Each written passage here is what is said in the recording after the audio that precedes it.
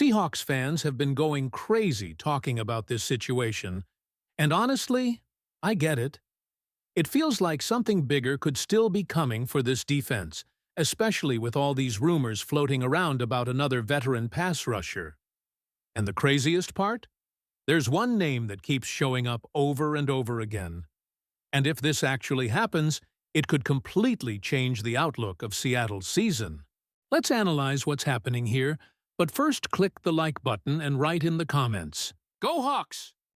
The Seattle Seahawks may not have made the flashy blockbuster move some fans were hoping for this offseason, but behind the scenes, there is a growing feeling that something much bigger could still be developing in Seattle. During a live discussion with fans, one topic completely took over the conversation, and it centered around one name that immediately grabbed the attention of the entire Seahawks community: Joey Bosa. The idea of Joey Bosa wearing a Seahawks uniform sounds wild at first, but the more this conversation continues, the more people around the league are starting to wonder if Seattle could actually be preparing for another veteran addition to this defense. What makes this especially interesting is the fact that the Seahawks already signed Dante Fowler Jr., yet rumors continue to connect Seattle to another experienced edge rusher.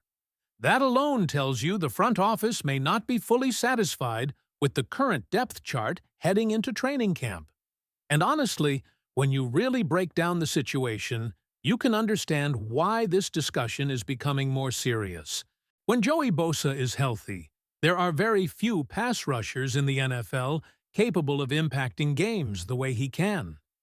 He still has elite pass rushing ability, he can still disrupt quarterbacks at a high level, and he still knows how to set the edge against the run. The issue has never been talent. The issue has always been availability. Injuries continue to follow him every season, and that's the biggest reason many Seahawks fans remain divided on whether this would actually be a smart move or an unnecessary risk. But here's where things start getting fascinating. Seattle's current edge rotation suddenly feels much deeper than people expected a few months ago. There's excitement around young players like Jared Ivey. There's belief that Derek Hall can continue developing, and there's even growing confidence that some of the younger rotational defenders could surprise people this season. The Seahawks clearly believe in the upside of this group, especially considering how they handled Jared Ivey last year. Seattle kept Ivey on the active roster for the entire season despite barely using him, and that decision now looks incredibly important. The Seahawks did not want another team stealing him away from their practice squad. That tells you everything you need to know about how highly they view his long-term potential. Teams do not protect developmental players like that unless they believe something special could eventually emerge. Now imagine adding a healthy Joey Bosa into that mix. Suddenly, this defense becomes terrifying on passing downs. Offensive lines would have to deal with waves of pressure from multiple directions, and Mike Macdonald's defense becomes even more dangerous when he has versatile pass rushers who can create chaos without relying on heavy blitz packages.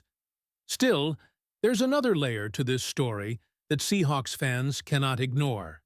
If Seattle signs another veteran edge rusher, somebody eventually becomes expendable. The roster is already crowded, and adding another big-name defender would almost certainly force the team to move on from someone else. That does not necessarily mean a major contributor gets cut, but difficult decisions would absolutely follow. And one name quietly entering these conversations is Uchenna Nwosu. That's where this situation becomes very real. There is now legitimate discussion around whether Nwosu could become a cap casualty if younger players prove they can deliver similar production at a much lower cost. Seattle has invested heavily into developing youth across the roster, and if one of these younger edge rushers takes a major step forward during training camp, the front office may decide the financial savings outweigh the veteran experience. That possibility alone changes the entire conversation surrounding Joey Bosa. Suddenly, this isn't just about adding another star. It becomes part of a larger transition happening inside Seattle's defense. At the same time, the Seahawks appear determined to avoid overpaying for aging veterans. That's why names like Von Miller and Harrison Smith were heavily debated during the live discussion. While both players carry massive reputations, there's skepticism about whether either truly fits what Seattle wants to build moving forward. Von Miller, in particular, raised interesting reactions. There was even discussion about how he previously chose the Washington Commanders over Seattle because he believed Jayden Daniels gave him a better chance to win a Super Bowl. But, at this stage of his career, Miller is viewed primarily as a situational pass rusher who offers almost nothing against the run. And for a Seahawks defense trying to build versatility and toughness, that fit simply may not exist anymore. Harrison Smith sparked similar reactions. Despite his legendary NFL career and years of elite production in Minnesota, many fans believe Seattle should focus on developing younger safeties instead of bringing in another aging veteran. Bud Clark and Ty Okada were specifically mentioned as players fans want to see develop, and there's growing belief that Seattle's future secondary may already be inside the building. What's really standing out right now is how strongly this organization seems committed to internal development. Even fans discussing the offense are starting to believe Seattle may have quietly improved more than outsiders realize.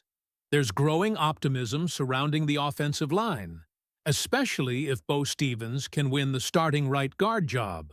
Stevens is viewed as a legitimate breakout candidate internally, and if he performs well during camp, Seattle could suddenly look much more stable in the trenches. Then there's the continued hope surrounding Horton's recovery. Seahawks fans were excited after seeing recent images of him moving around and even catching a football again. While there's still caution because of the shin injury, the belief is that Seattle's offense could take a major step forward if key players return healthy at the right time. But the most surprising part of all this may actually involve the bigger picture surrounding ownership. During the discussion, fans also reacted to growing rumors surrounding the future ownership situation of the Seahawks organization. Steve Ballmer's name once again generated excitement among fans who dream about having one of the richest owners in sports fully invested in the franchise. However, there are also concerns that the skyrocketing valuation of NFL franchises could scare away potential ownership groups, making the process much more complicated than people initially expected.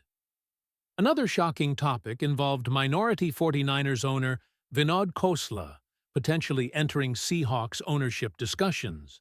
While concerns naturally emerged from fans because of his ties to San Francisco, it was pointed out that league rules would require him to sell his 49ers stake before taking ownership in Seattle. Still, the fact that conversations like this are even happening shows how much uncertainty currently surrounds the future of the organization beyond the football field itself. Meanwhile, many Seahawks fans continue debating whether this offseason has truly been aggressive enough for a defending championship-caliber team. Some supporters wanted Seattle to land a massive superstar like Max Crosby or Jonathan Greenard.